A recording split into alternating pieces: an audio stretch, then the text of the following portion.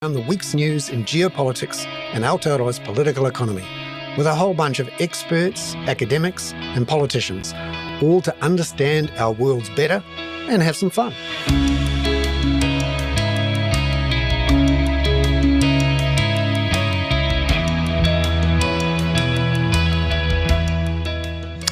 Well, Happy New Year. Welcome back. Tēnā koutou katoa. Peter, lovely to see you here on the Hoon in 2026. Good to see you too, Bernard. And this time you're not in my house bringing me presents, which is a great pity, particularly given the present you gave me was gin last year. Yeah, no, we need to finish that off at some point, slowly. Great to be back on for 2026. A big year. We've got an election coming up. And we even considered restarting the Hoon a little bit earlier, given there was so much news around. It's been an extraordinary start to 2026, and we've got plenty to talk about. But we've all been working hard from home, like the Prime Minister, haven't we? Yeah, from his we're waiting to Waiheke batch. No doubt, he's reading lots of papers. He's been doing lots of things. Actually, saw him on the ferry going into town on Monday for no doubt to get to Wellington. There'll be lots of reading. Did you have a word to him? No. Did you say Christopher? And he said, Bernard, I've seen you swimming naked just up the way. No, wrong, different beach. Yeah, thank God for that. Yeah, he is busy now in Wellington, it seems, although we haven't actually heard from him. We're starting to hear from other ministers, and we certainly heard from Winston yesterday, but it looks like it's going to be a busy old year online, at least. And you're concerned that there could be some ugliness that comes up in election year. I think, and again, partly because we sometimes do at the top of the show this sort of conversation about media. I have been quite struck, and I think we should expect to be struck by really sharp, bitter, nasty campaigns against the media. Particularly coming from X users rather than from X itself, although that's also equally possible given how much Elon Musk himself dominates it. But I think it's going to be quite ugly. There was a left-wing person this week published a list of Tory media whores. I was quite surprised to find you not on it, actually, Bernard. But, that's I'm not sure whether I should be pleased about that or not. But there was an extraordinary mix of perfectly reasonable, perfectly thoughtful people, some of whom do have some, publish in relatively conservative ways, or tend to take that line in their commentaries at least. But I think we're going to see some really difficult and unpleasant instances of just reporting being described as commentary, whether it is or not. And I think I wish the media here would be more distinct about that. But I think also you're dealing with a media that's been incredibly battered by cutbacks and abuse to some extent. And I think this is going to be quite a testing time for media, because I'm not sure that the media is in a very good position, and the media overall is in a very good position to push back against some of this rather bitter and unpleasant criticism. And I suspect we're going to see particularly Winston Peters and David Seymour swinging in behind it. But there's also these kind of channels now for and apart from ordinary social media and grumpy people, but you've got some of these groups that are pressure groups that are really very successful, in my opinion, and very active in this, like Hobson's Pledge, Bassett, Brash and Hyde, which I'm kind of can't often find the difference between, the centrist, but then also the Taxpayers Union and the Free Speech Union. They're all in this kind of jockeying for outrage, but also they have a deliberate strategy to undermine confidence in conventional media. And they have resources to pump rivers of press releases at journalists stuck at their desks. And they'll be able to do it with a significantly less widespread resourced media than at the last election. Remember, this will be the first election without 3 News, which shut down in 2024. It'll be the first election without North and South and Metro for a long time. First election without Fair Go, without Sunday. And I suspect too, it'll be an election where there'll be fewer journalists at the end of the year than at the start of this year, because we had a sort of a slight Indian summer for journalist numbers through 2020, 1, 2, 3, where the Public Interest Journalism Fund inserted some money into the system. And we also saw a significant amount of advertising spend, particularly in the last year or two, as a lot of the real estate listings came back on, and also as some of the, there was some consolidation, which meant that there was some media companies that did have some resources. I'm not sure that will last through this year, particularly in an election where that's going to affect the economy as well. It's going to slow down a lot of decision making. And it's going to be, and there'll probably be less government advertising, although there'll be election advertising, but there'll be less government departmental advertising. I mean, I think, Bernard, it's kind of interesting that the three themes that I'm seeing, and I want you, I think at the end of the show we'll do what's coming up in the show, but you've also done a very good set of primers about what you think is going to come up in this election year. But I think the anti-Maori issues around greedy Maori, we're all one New Zealand, all of this kind of thing, Maorification is going to be a huge issue and very divisive, and it'll get twinned with the anti-immigration debate, which Brian Tamaki is very clever on at the moment, of course, going after our existing Indian population, particularly Sikhs, and then that's going to become very highly politicized with Winston Peters' opposition to the Indian Free Trade Agreement, pretty much based around the immigration aspect of it. So I think immigration is going to be very important, and that will then allow us to bring in every meme from the United States, particularly around immigration and the rather violent debate that's running there on that. Oh, it's extraordinary to watch. I try not to watch as much of it as I can, but just the sheer outrage of it. The sheer, every day is a new low. Every day is a new extreme. The shooting of Renee Good has again transformed the landscape in the United States, making Trump so unpopular now. You sense he's at a point where he realizes he's going to struggle to retain power in any sort of democratic way, and the only way to do it is a not democratic way. Well, that's right. Well, I think we're increasingly seeing that we'll talk about this when we get to Robert Patman. Why don't you give a rundown of what's coming up on the show today, Bernard, so we don't actually end up talking over our own program. That's right. So we've got Catherine Dyer coming on shortly to talk about the climate situation. We've got some reviews of the year that was, if you like, for 2025, and how we're looking just in the actual climate. And we'll have some interesting details on what's happening and not happening around the climate.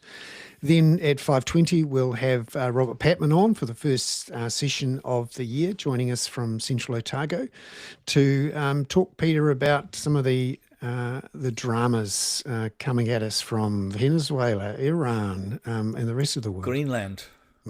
Yeah, places we never even thought would be that dramatic. But it is again extraordinary how we're living in one man's brain.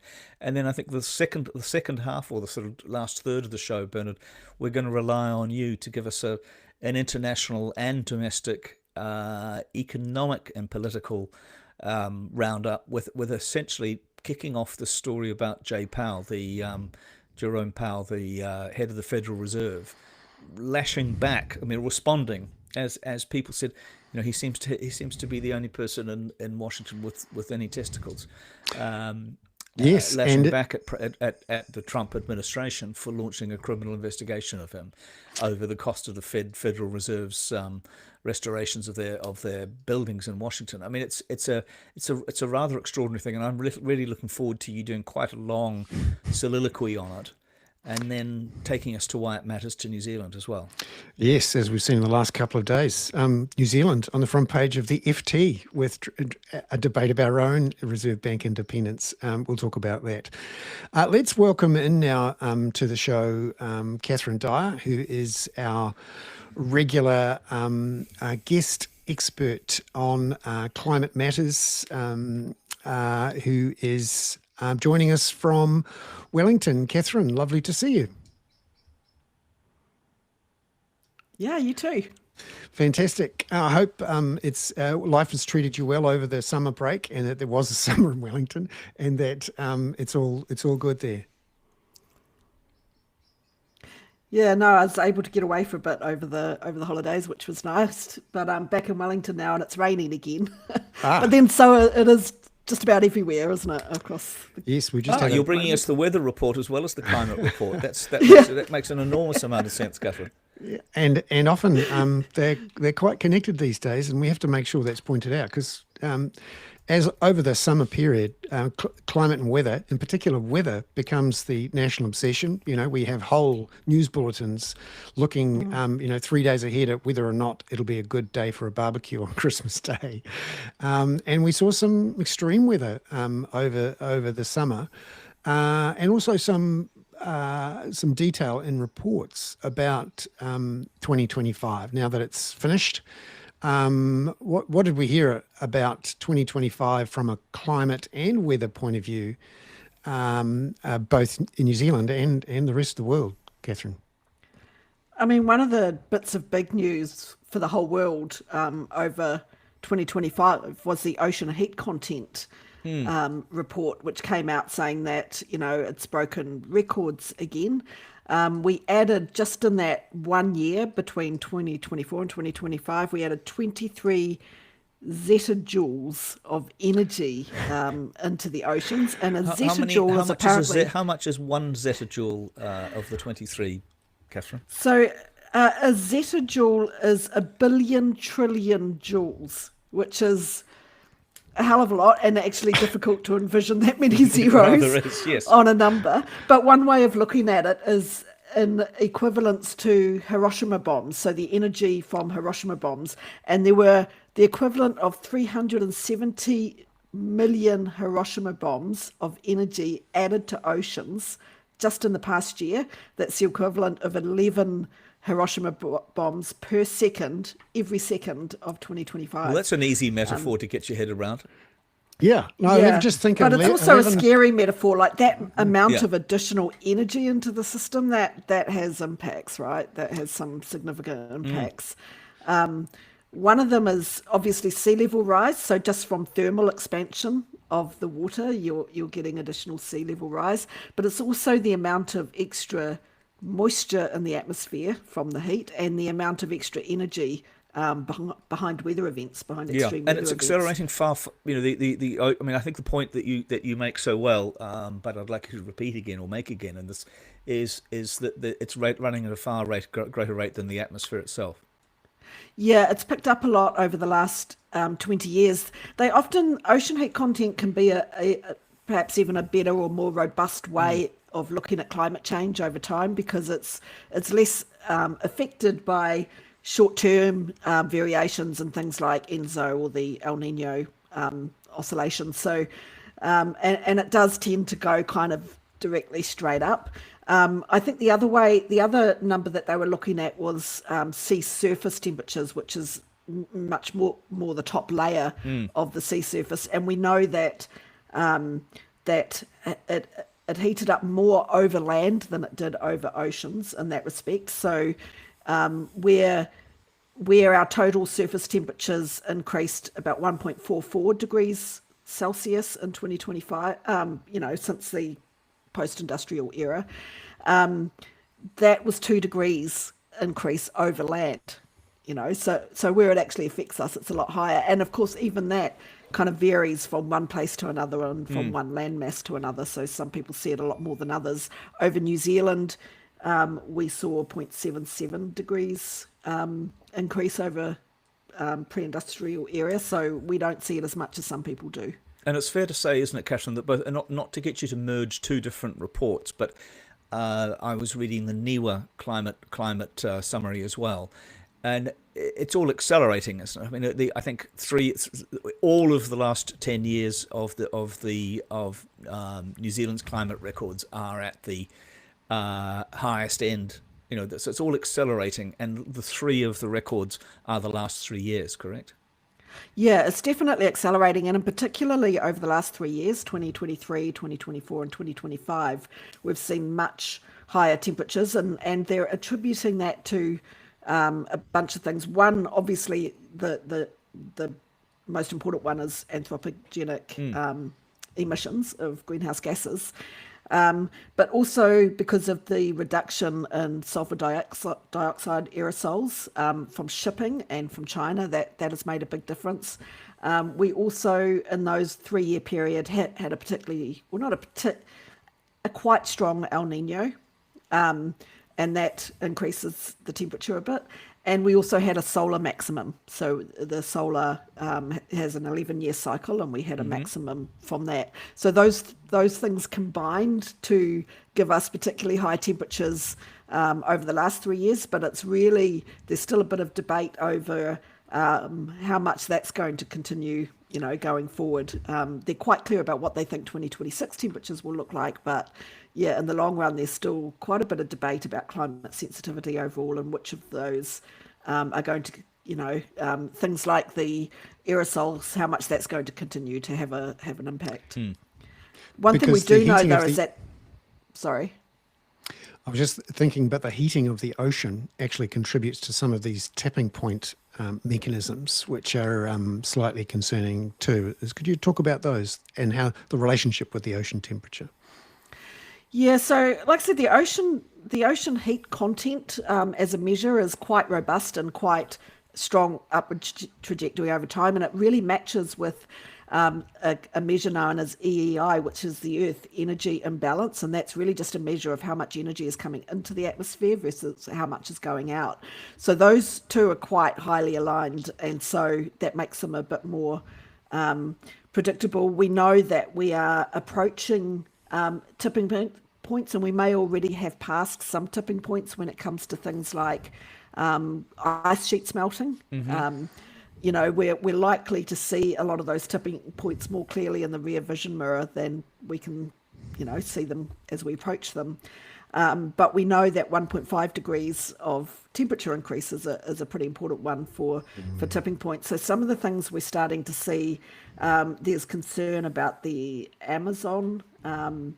We're seeing because of the heat, we're seeing extra evaporation in the atmosphere, but we also see more drying out in other places. So it rains more in some places and gets much drier in others. We know in the last couple of years, things like the Congo and the Amazon temporarily became net sources of carbon dioxide rather than sinks. So there's concern about tipping points happening, particularly in the Amazon. So there's a lot of, all of these things combined. It's a worrying trajectory, and one of the things I was going to point out, we have a lot of conversation about this idea of drawing down greenhouse gases from the atmosphere, like carbon dioxide. So overshooting 1.5 and then degrees of temperature increase, and then drawing down some carbon dioxide later. And we've talked before, there's two main issues with that idea. The first one, obviously, is we don't have the technology yet to do that at scale, and it's looking less and less likely over time that we will. But the other one is the ocean heat content issue, and that if you do manage to bring down greenhouse gases in the atmosphere and the atmosphere starts to cool, then the ocean will release some of the heat that it's been storing and offset that. And so you are very unlikely to get much, in human timescales of a reduction in temperature once you've passed it. The best you can hope for is to stabilise. And the oceans have been absorbing something like 90%, at least 90% of the heat, the additional heat that's been generated by greenhouse gas emissions. So there's a lot, that's like a massive, almost a buffer storage of heat. So whatever you do in the atmosphere, that will slow down any kind of, reduction in heat in atmospheric. Yeah, it effectively becomes a giant battery for the Earth, which frustrates any thoughts that we could, a bit like, how you put off producing something for a deadline and think, I'll just work through the night the day beforehand. I've got no idea what you're talking about. Yeah. Procrastination on the climate is incredibly dangerous. Bernard, you wrote something about... Sorry, forgive me. Go ahead. Sorry, we're really fond of those tricky kind of accounting things we do, where we kind of go, oh, we'll just remove it later, or we'll change the numbers here or there, and the nature doesn't really work that way. Like she's got a big bank account sitting in the oceans there, and it's not going to be that easy. Bernard, you wrote quite a bit about the NIWA report. I noticed that I think only RNZ covered it this year, as far as I could see from a very quick Google search before I came. And I was struck, having started the show with a warning about media coverage and attacks on the media. I was flabbergasted to see that the RNZ's coverage led on who had the hottest, which place in New Zealand was the hottest in 2025, and it just seemed like a flip flop. What is it? It's all about how warm it is, and warm is good. And dry is good. Exactly. Sunny days are coming. I thought it was a very strikingly poor way to present it. What did you think, Bernard, of the coverage, and then Catherine? Yeah, if you think about the incentives here, RNZ is now incentivized to try to increase its total audience today. And although it has a full-time climate correspondent, that doesn't necessarily transfer into everything that it does day in, day out, particularly middle of the night, in the middle of the weekends, when often climate stories and weather stories are incredibly popular. One of the ironies of climate change in the media is that we love to find out about weather extremes, and we love to watch weather forecasts. That's why every TV news bulletin has employed someone, usually at great cost, to produce a bulletin every night saying this is what the weather's going to be tomorrow. We're obsessed by it. You could argue even more so here in places like the UK, where the question, it's going to be a nice day today, is often the way you start a conversation. And the problem is that we're not connecting the weather and the climate. And I can sort of see why, if you're a young reporter and you don't want to sort of make that leap, or you don't have data right in front of you saying, well, actually, this weather extreme we've just experienced was 30% more extreme, according to the scientists, because of the 1.49 degrees of warming that we've had since the beginning of since pre-industrial time. So I can see that, but increasingly generalists are having to cover these issues, and we often are seeing the specialists no longer there to cover climate. So just in the last couple of years, we've lost a couple of the specialist reporters. So my understanding now is that the only full-time specialist, in fact, the only full-time specialist climate reporter in New Zealand now is Kate Newton at RNZ, and there are some specialists, but not full-time, and that includes Mark Dalder at Newsroom. But NZME, so the Herald and News Talk ZB, have lost their full-time climate reporter. So has Stuff.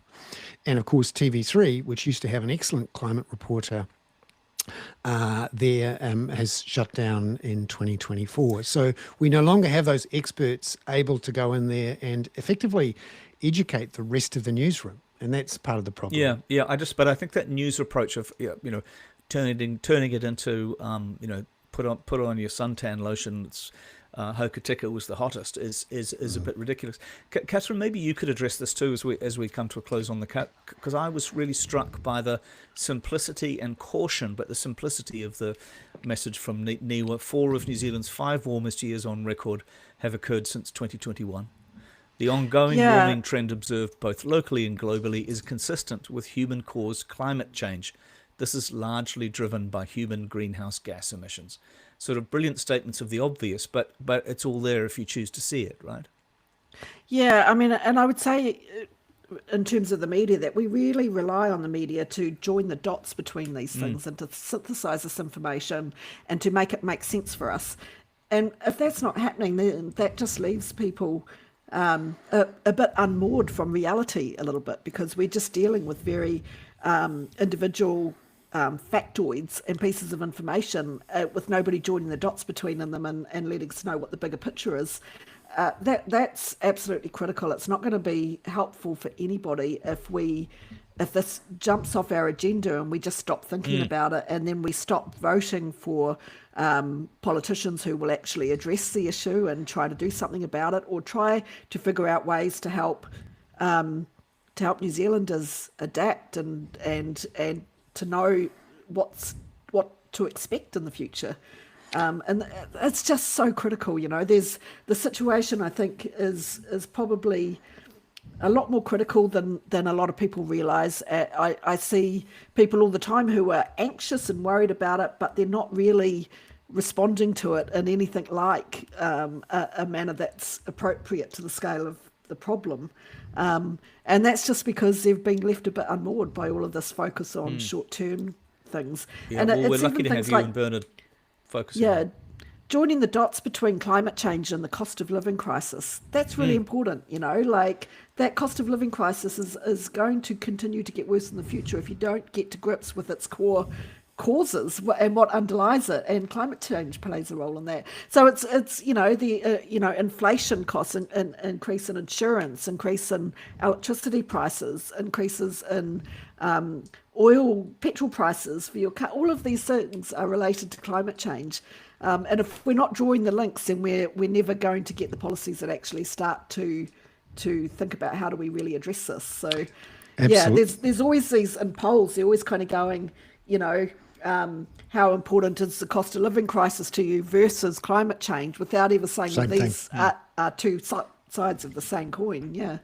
Yeah, no, and you only have to look at the cost of beef mince. I call mince the new cheese because it's so expensive, and that's largely because the cattle herd in the United States has been whittled away in recent years by the effects of climate change, making it harder to farm cattle on grasslands in the Midwest. Also here we have results on soil moisture, which is declining, particularly over key months in New Zealand. That has a direct impact on dairy herds and meat herds. And, agriculture is really strongly affected by this stuff. Excellent. Catherine, thank you very much for coming on. Great to start 2026 coming out of the blocks hot. That's my joke today. Good. Yeah. It's a truly terrible joke. Speaking of hot, and speaking of cheese, it's a terrible segue. Here's Professor Patman from Lake Hawea. How are you? Just to dampen things down. Happy New Year. Professor Patman, are you in good form? And has your little head been spinning like The Exorcist over the last couple of months? Since we last saw you? Well, I think it's a common feeling, isn't it? Hardly a day goes by and we get an unpleasant surprise somewhere. But challenging times. But when you think about it from a New Zealand point of view, Robert, what do you think? Because Robert Bernard's going to talk a little bit about the incident with Winston Peters and the Reserve Bank governor, and this discussion about independence. But we've also had the United States pulling out of 66 international organizations that it deemed were either no longer necessary or spendthrift. They've cut $1 billion from their commitment to the United Nations, or at least said that they're going to, but at least still said they're going to give, I think, $2.2 billion. I mean, what are the implications of Venezuela, Greenland, and Iran on New Zealand? Would you? And if I just pull your string now, I can go away and leave you to talk for 20 minutes, please. I think one of the big implications is, and I put this in print recently, New Zealand has to have a fundamental rethink of its foreign policy direction. And as we've discussed before on the Hoon, we've seen the last year of the New Zealand government adopting a softly approach, pulling its punches on a number of key issues which affect our national interests. I'm afraid it hasn't worked out. And it's one thing to pursue a policy that's not working, but it's quite another to continue knowing it's not working. I think the government has to face up to the painful reality that Mr. Trump does not share the values or interests of New Zealand or the other liberal democracies. And come up to your first point, I was struck, Peter, a good friend of mine, David Welsh, and another academic. David Welsh is a professor of international relations at University of Waterloo, and a colleague, an American colleague, Professor Mark Raymond, wrote an excellent op-ed piece in which they've made the case for Canada to host the UN. and said that you can't go on having a country which hosts the UN, which doesn't believe in the UN. And I think New Zealand needs not only to recalibrate its relations with the United States, it needs to be much more realistic and clear-eyed about the Trump administration. And that means a two-track approach. Agree with the Trump administration when the interests of the two countries converge, but don't pull your punches on issues when the United States is brazenly assaulting a rules-based international order, which New Zealand has invested heavily. So it seems to me that part of that new movement, I do think there has to be a rethink. And I think New Zealand has opportunities, along with Canada, along with other liberal democracies, not to roll over, but to defend institutions like the UN and the idea of running international relations through rules, not arbitrary power. And that is the majority of countries in the world, believe it or not. And so what is extraordinary is, in my view, why so many liberal democracies have remained so quiet for so long. And it's not been it hasn't been an impressive demonstration of political courage, with some notable exceptions, of course. But yeah, I mean, I do think, I mean, to summarize, I do think that New Zealand has to think hard about the direction it's going in. This, of course, these incidents you referred to, the Venezuela, the territorial threat against Greenland, and the continued threats against Canada. These are liberal democracies. Canada is a close ally of this country, New Zealand, and also a fellow Five Eyes member.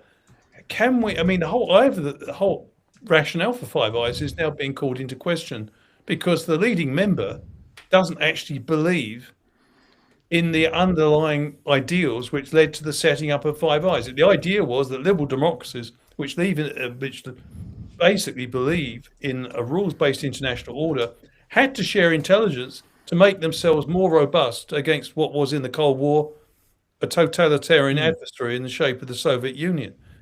But given that Mr. Trump has made it quite clear that he believes in a sort of concert of powers in the 21st century, led by himself, then I do think we have to seriously rethink, can the four members of the Five Eyes, other than the United States, continue in that arrangement? I noticed the British have already started limiting their intelligence sharing with the Americans. So we could be on the verge. I mean, let's be clear, the West as we have known it is over. And hopefully that won't be the case in the future. But at the moment, with this revisionist Trump administration, we have to start being very clear-eyed about it. The sense I've had about many liberal democracies, including our own, in the last year, is they've really wished America to be more like Biden and predecessors. But unfortunately, the Trump administration has not responded to this coaxing, this flattery, this nudging. They haven't become domesticated. They haven't given up their ambition to take over certain parts of the world. And this extraordinary Don doctrine. Yes. The Don Roe doctrine. Yeah. The Don Roe doctrine. Sorry, I got it wrong. Yeah, no. The 1823 Monroe Doctrine, updated by Mr. Trump. I think that's going down like a lead balloon. Robert, you talked about why smaller countries aren't reacting, and in a small way. And I'm just taking this as a tiny digression before Bernard asks you about something else. But yesterday we saw Kevin Rudd effectively resigning 2 years early from the ambassadorship of Australia to Washington, having been called out both by Trump himself, who said he didn't like him and probably never would, having referred to Trump as variously a village idiot, among other things, all of which have been proven to be perfectly correct. But that kind of defenestration of somebody like Rudd is exactly why people haven't responded, right? Because it's so highly personal, vicious, and, but look, and targeted. As Harry Truman said, don't go into the kitchen if you can't take the heat. If you become a professional politician, it seems to me that Trump has no restraints. In fact, he said this, and you probably noticed this. He got together with 4 journalists, the New York Times, and admitted he had no restraints in foreign policy other than his conscience and his morality. His morality. Oh yeah, and his morality. Given he's a convicted felon and probably worse, and given the fact that the Epstein files absolutely terrify the life out of him, and a lot of this foreign policy adventurism is intensifying as pressure on the Epstein files mounts. It is incumbent on our governments to coordinate with other governments. I don't expect New Zealand to sort of try to react to everything that Mr. Trump's doing, or even be provocative or confrontational. Just think about the risks. We do need to organise in a methodical fashion to protect our interests, and that means reaching out to countries which largely share the New Zealand perspective. And the good news is the majority of countries do. And it seems to me that we can't have it both ways. We can't claim or cling to a special relationship with a great power. The United States is the most powerful country in the world that doesn't share our values and interests. It seems to me we just have to become very, very methodical. What's the word? Clear-eyed about our relationship with the United States. And I think there's been a degree of rose-tinted viewing of the United States in the last year. And I think that's got to stop. So it's a major challenge for New Zealand, not just for this government, but if there's another government after our election this year, to navigate these choppy waters. But I do think it's possible. One thing that's demoralized me has been the degree of defeatism that you've got in many commentaries in this country. Oh, we're a small country. We can't do anything. We're irrelevant. That's very self-serving. But it can't be, we can't shelter under the United States and retain the values that most New Zealanders want. And that's the big challenge that we face. We have to, I think, reset our foreign policy to take account of the realities that we have an administration which is radically different from any other one in the post-war period. And we have to reset our foreign policy, I think, to take account of that reality. Robert, just sort of putting the devil's advocate point of view through, if I was a dairy farmer, or if I was in the military or whatever, I could say, well, Trump doesn't have everything his own way. It looks like Congress seems to be turning against him. Some of the checks and balances seem to be working. He's not going to be there forever. And if we put our head above the parapet, he's going to, in a very capricious way, bite it off. Why don't we just keep our head below the parapet and wait until this blows over? Because there are, institutions and large numbers of people in the military, the diplomatic corps, and civic life of the United States who don't agree with Trump, and that when he goes, we can go back to something a bit more normal, and we won't have had our our beef trade cut off, or all our vineyards have to close down, or whatever. What do you think to that argument? I think the problem with that argument, and I'm pleased that you raised that many Americans oppose him. If you speak to Americans on a regular basis, as I do, I've taught US foreign policy for much of my professional career, have lots of contacts in the States. They are crying out for the other liberal democracies to say no to Trump. They see him as a bully whose appetite for attention and also to fulfill his objectives is almost insatiable. And yes, it's not going to be comfortable for us, but it's not comfortable for anyone else. The other thing is we have to take into account here, will we be comfortable sitting on our hands watching Mr. Trump basically dismantle an international environment that we've heavily invested in? And we've been great supporters of the UN. I mean, it's all very well saying it's all going to blow over, but is it? I mean, I hear this view from some Americans. I've got great time, and I follow his podcast with considerable interest. That's Michael Wolff, who appears in The Beast with Joanna Coles. And He's of the view that Trump's an aberration, and once he's gone, everything will return to normal. I don't think so. I think Trump is symptomatic of a malaise within American politics. And it would be comforting to think it's all going to return to normal. If our farmers are thinking that, I think they need to think very hard. By the way, we can get along quite nice. I mean, at the moment, yes, America is our second biggest trade partner. I do think it's possible to have a constructive relationship with the Trump administration without giving an inch in our core interests. And I think we have a core interest in speaking up for allies like Denmark and Canada. But after all, even much of the Republican Party is appalled. Why should we speak up, Bernard, to come back to your question? Only 17% of Americans approve of the plan to take over Greenland. So Mr. Trump is treading on quite thin ice politically at home.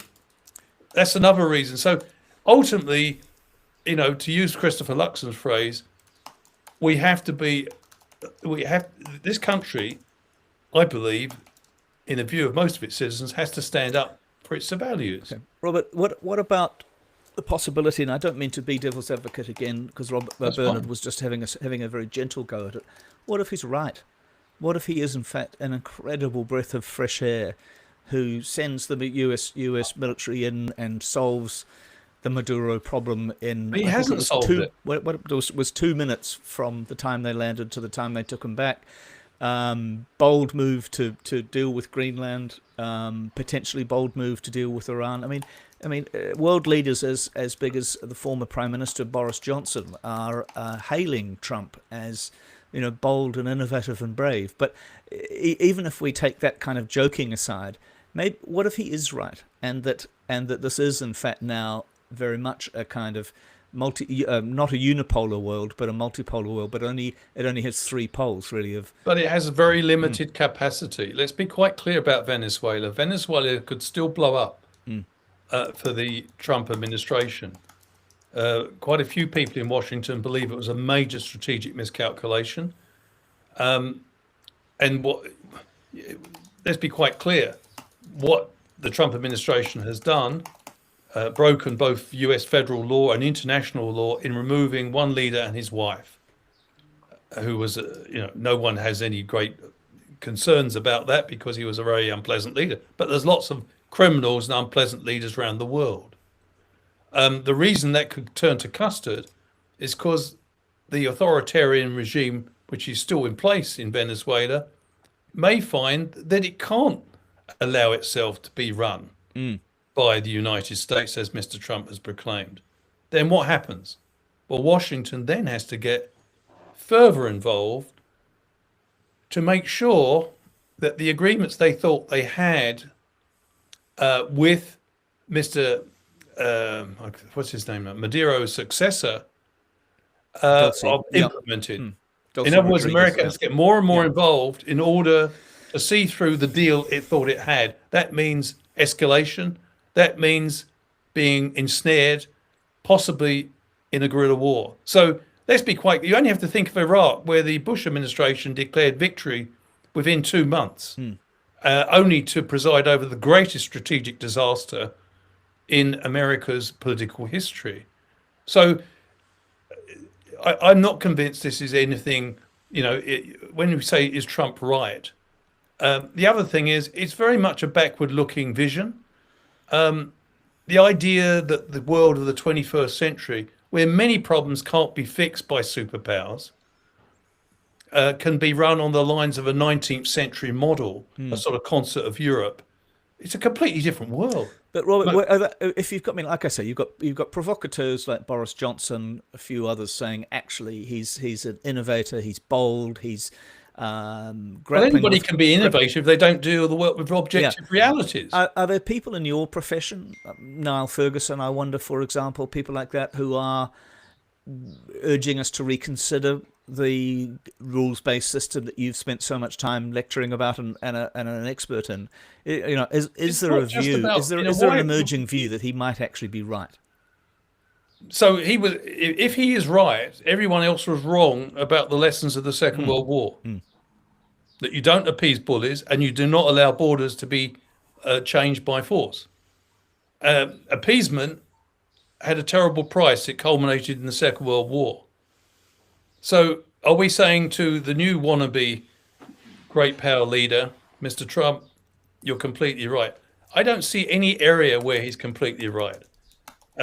He's not acting in accordance with the US Constitution. He's testing the laws within the United States, and he said publicly that he will not be restrained by international law. So, where is the evidence that he's right? It's sort of a back to future vision. He has introduced protectionism, which many people have memories of during the 1930s, and that had bad consequences as well. Where's his vision to solve problems like climate change? He says climate change is a hoax. That's just nonsense. And let's be quite clear about this. A US president will have to deal with climate change, even if this particular president says it's a hoax. So that's why I come back to, when Niall Ferguson and Boris Johnson may be impressed by Mr. Trump's verve and his showmanship. But let's look at the nitty-gritty. Some of the most pressing problems confronting the world can only be solved through a collective effort. It may be unfashionable to say that, but it's true. Climate change can't be fixed by Mr. Trump, even if he wanted to, acting unilaterally. Nor can transnational terrorism, and nor can problems of the global economy, problems of economic and financial contagion, which do not respect borders, cannot be confronted and solved by... We're living in an age, Peter, in the 21st century, where the problems are too big for great powers, but they have not yet come to terms with that. They will, though. It's a question of time. We can help them as a small country and a middle power point out some of these realities, because at the moment, the way Mr. Trump deals with problems he can't solve is pretend they don't exist, i.e. climate change. That's very... I don't call that innovative. There's an excellent that's an excellent commentary for you to just transcribe and give to the ODT tomorrow. Your start about not knowing the lessons from the Second World War is fantastic, Bernard. Just one final one from me, Robert, on how the United States isn't in a vacuum. There are other players who can do things. Russia is obviously otherwise engaged at the moment, but China is not. And there is this theory that by wrecking the rules-based order, Trump has opened up an opportunity for China to, just take Taiwan, and also to present itself to the rest of the world as the only grown-up in the room who has actually committed to free-ish trade and reasonably, sane international affairs. What do you think China's view or actions on all of this might be? Because I think threat China is an opportunity as well. I think China will be increasingly important in the 21st century, but I don't buy into the view it's going to displace the United States as being the most powerful country. Economically, it's certainly a genuine superpower, and its economy, and you'll know this better than I do, Bernard, will probably in the course of the next decade actually be in aggregate terms bigger. But I still think the United States, despite its politics, is likely to retain substantial leads in a number of areas, not least in the high-tech area. However, the other thing that really strikes me is that China does not have it has a political system which appeals to authoritarian leaders, but it doesn't have much appeal beyond that. And also, we shouldn't minimize the problems that China faces. Somebody said not so long ago that China has a population of 1.5 million, which means that it has the problems associated with having that population of 1.5 million. So it seems to me that China is rising, the US is declining, but I don't expect China to surpass the United States. The reason I say that is because I think the role of great powers is fundamentally different in the 21st century. The old game of the great game, as it was called, is coming to an end, where one power displaces the other. I mean, Paul Kennedy's been brilliant, I think. Paul Kennedy, the academic at Yale University, did a brilliant book called The Rise and Fall of Great Powers. And he sees no reason for that to change in the 21st century. I do, for the reasons I've just pointed out. So the problems that we face in the 21st century are qualitatively different than problems that other great powers have faced in the future, in the past, sorry. And it seems to me that these problems, I call them transboundary problems, they constitute among the most pressing problems that all states in the world face. And great powers can't fix them, which is a bit of a novel situation for them and for the rest of the world, because we've been used. I mean, go back to 1945. One of the reasons Peter Fraser reluctantly agreed to accept the veto mechanism as New Zealand's Prime Minister was because he thought it was much better to have the great powers within the UN than outside it. Absolutely. And on that basis, they could help solve many of the world's problems. Fast forward 80 years, that's no longer the case. What we've witnessed in the 21st century is not great power leadership. It's a global vacuum in leadership, and they've gone missing. They've gone AWOL on crucial international issues. We've had no great power leadership on climate change. We had no great power leadership on COVID-19 when the pandemic struck. Yeah. And so that's why I think, coming back to Bernard's point, China is not going to displace the United States. And I don't think any other power is going to sort of dominate the world. I think it's just objectively impossible now for the world to be dominated by one power when many of the problems don't respect borders. Robert, thank you so much. But go back and enjoy Lake Hawea and your time with the family, and hope we don't have to disturb you too often. Although I notice we don't have a START treaty. The START treaty is coming to an end shortly, so we're going to have a nuclear crisis shortly. So, and let me move over to Bernard. Now, Bernard, I deliberately allowed the Robert session to go on a little longer, partly because I heard your mic sounded a little dodgy, but you want to do, I think you're probably now going to do a shorter soliloquy than we had in mind about the implications of the Federal Reserve being attacked, or the governor being attacked judicially by Trump. I'm actually just going to stop the recording here. The live stream will still keep going. Yeah. Would